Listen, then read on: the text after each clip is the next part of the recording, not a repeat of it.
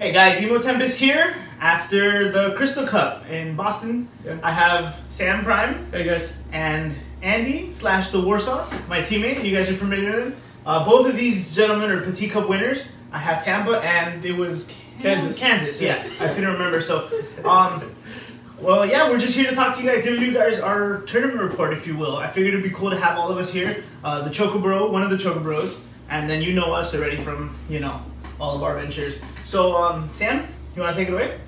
No. Okay, well, what was you guys' toughest matchup today? Or... I'm just messing with you, man. I'm just messing with you. Yeah, hey guys, yeah, so we just finished. I made top 16, losing to Mono Lightning. Andy made top 8, which is pretty sweet. Yeah. And then John made top 4, so Nationals invite guaranteed, which is pretty sick.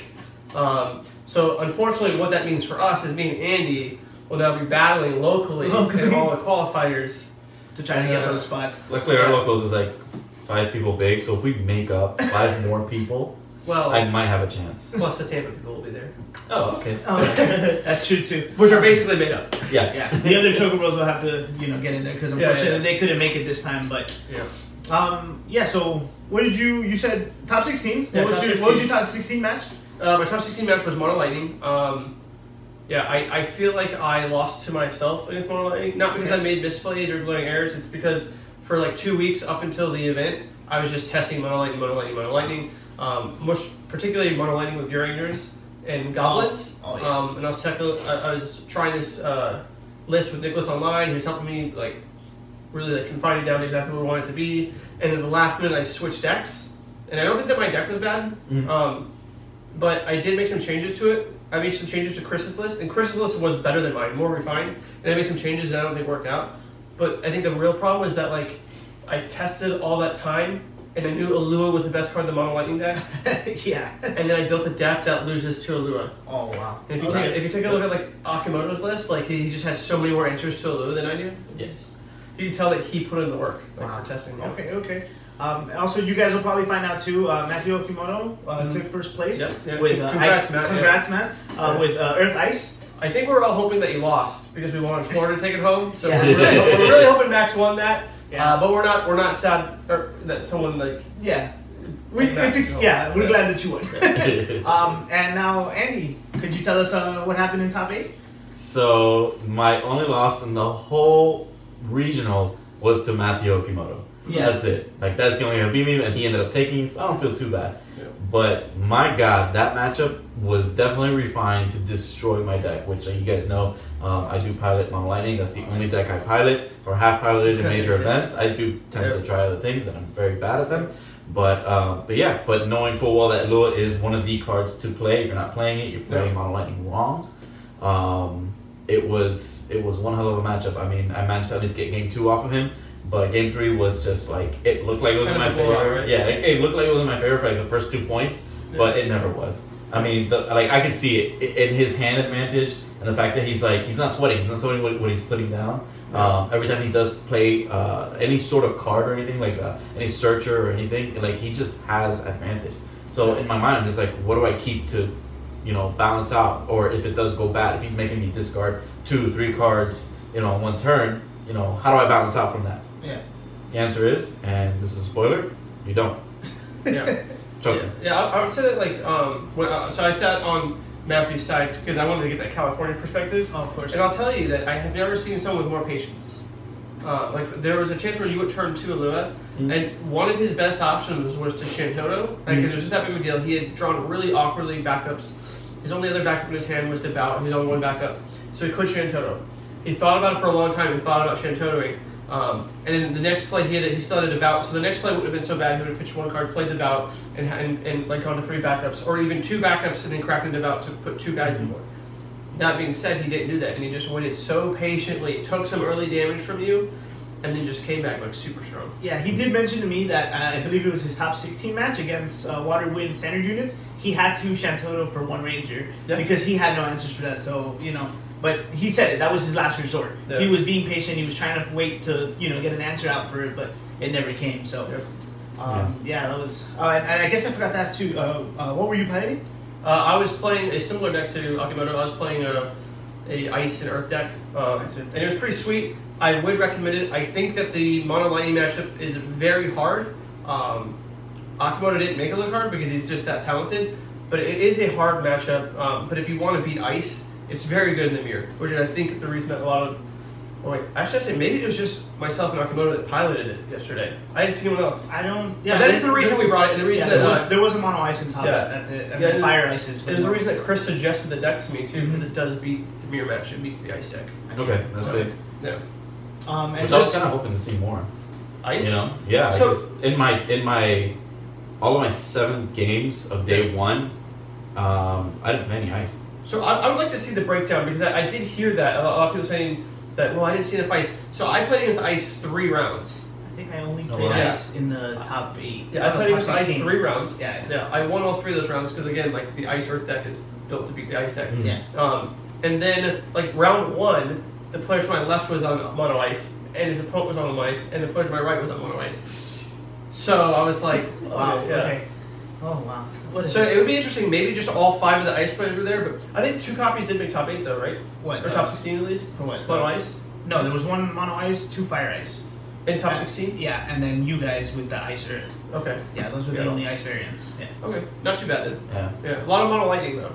Definitely. I believe there was 5 mono lightnings in top. Or I think it was 4 and 1 lightning wind, I believe. Yeah. Okay, yeah. I like to see those lists because I think I want to see what I was doing differently than I did my matches. And I kid you not, you guys saw it under 5 minutes. Like legit, I was the first one done every time. Well, I think that most lightning decks are a little more controlling than yours, and they're playing like just ways to go over the top. Whereas yours is like Hildebrand, Alua, lightning, guys in the red zone. Just go, just do that thing. Yeah. Which is probably a good place to be, especially if you were gonna have to play against Max Williams and his water deck that wants to set up. Yeah, his water deck probably does beat a lot of lightning decks, but probably struggles to like that constant aggression like the deck that yours has. That's my style. Like the deck can play very reserved, very slow. Yeah. That's where I see the conflict between me playing lightning and Zemus, and me not playing it and searching for something that could actually fill the void of it, which is why I went for a Ram's attack. Yeah. And the Ram's attack for me was a way that I can play a second Seymour without playing a second Seymour. That's fair. Because I love Seymour. Seymour is my answer to Garnet. Your rule was never take out Seymour, right? Well, Ash, it was Ash. It was Ash, yeah. But it's still like for anything that's like 3 costs I just want to get out there that I don't minus too hard. So there's a lot of like really principal cards that are 3 costs, so like an ice you can do. So on the 3 costs, I do want to talk about Jonathan's deck because so my favorite card of all time is Fusoya. And so I had tested some Fusoya decks building, and I'd run a Fusoya deck with Card of Evilise. But Jonathan was like, I think I want to play Fusoya. I think I want to play Fusoya. Jonathan played Fusoya. How do you feel? So honestly, it was because of you guys that I got the idea to make this water build. Back in Evilise, right? Yeah, back after Evilise. So back in Evilise, they were piloting the Palamporum deck, that budget Palamporum, and budget. Budget. Yeah, but it's good. Yeah. And I saw all the crazy plays that you can do with the ephemerals and stuff. I think Angel was playing ephemeral, right? Yeah. Or were you all playing ephemeral? Yeah, it's part of the list. And I don't know, I just saw it and I go, man, that's such a great card. And then I wanted to take it a step further. And when we're talking about 3 costs, I really like the combo with Beatrix and Fusoya because Fusoya by itself takes care of all the 7Ks. And then with Beatrix on board, you can swing, reduce all the 8Ks, and then pop with Fusoya. So that was really the combo that got me through most of the day. In Swiss rounds, I went 6-1. My only loss was to Mr. Undefeated over here. This guy? Yeah, so we top 2 finished after top 16, and I lost in top 4 to Max Williams and his mono water monsters. Wansters, as we like to call them. Wansters? The first time I hear that. I like to call them. That's what he called it. We never. Wansters. What did you guys name your deck? Because that's your favorite part of this. You know what's funny? I actually left the deck name blank this time.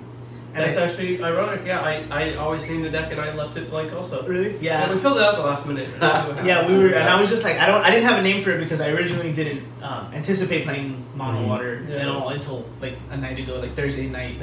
And so but the water monster matchup is almost mirror, I guess, because 2 waters. But I feel like just dealing with those monsters are so problematic because they're elusive. You can't always target them until they become forwards sometimes, and with the Cargnazo plays, you're just building up like the extra water cards to reduce.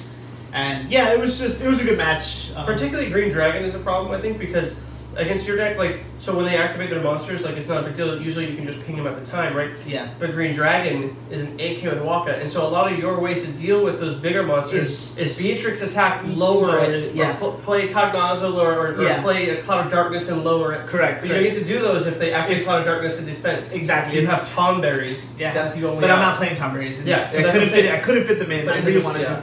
So. Well, that would have been the answer too. If you're looking to beat Green Dragon, you need a way to interact during their turn. During their turn, he's right. Yeah, but yeah, guys, that's it. Those are our top matches. We got top 16, top 8, and top 4. All Florida. Florida did really well this time. Max got also Max got top 16, a top 8, a top 4, 2, 4, 6, and a 5, 2, 4, 8. Yeah, 2, so 4, like the power. It sounds great. Quick maths. It sounds great, but we let Florida down. Yeah, we wanted to do more, obviously. Yeah, place number 1 next time, guys. Yeah, we're all going to Gen Con. Yep. Yeah. We're booked for Gen Con. I'm gonna try and make Kansas. I'm not sure yet. But. Same here. We're gonna try to do another one. Yep. I can't be sure which one it'll be, but we'll be there. We'll let you guys know. Yeah. I'm sure. Don't forget to check out Chocobros Podcast. Yeah, for sure. He'll have his own take on the whole tournament too. I'm sure I want to go over his matchups in in detail. I'm gonna do that too when I give you guys the deck list. And if you want to know the Mono Lightning build and Andy's matchups, let me know. Yeah, and I will definitely. I will. If you want to reach out to him, PM me on Facebook. Find him on Facebook or reach out to me. I'm happy to share anything. Yeah, lightning related. Anything except lightning. Yeah, and so if you want any of that, let me know. I will give you. I'm most likely going to give him his deck list and on the channel. I'll give you my deck list. He's going to give me the deck list and he's going to talk about it for you guys, so you can ask him anything directly. Yeah. And anything else you guys want to say? No, I will say there's a lot of people that were asking me for my deck list. So you'll see my deck list when Square Enix posts about it, and I'm going to do a short recap to give it to you guys. But don't play it. Just play Akimoto's list. There's no reason for me to give you my deck list. His list is just better. Hey, but you just admitted it just loses to the. You can play top 16 good, or you can play first good. Yeah. You still gotta play Akimoto's level. Yeah, that's true too. That is sometimes it's not the cards, it's the pilot, and that's very important too, because I don't fly planes. I don't fly. All right, guys. Well, again, this is EmoTempest, Samurai Lee, and Warsaw. We'll catch you guys later. All right. Take care, guys.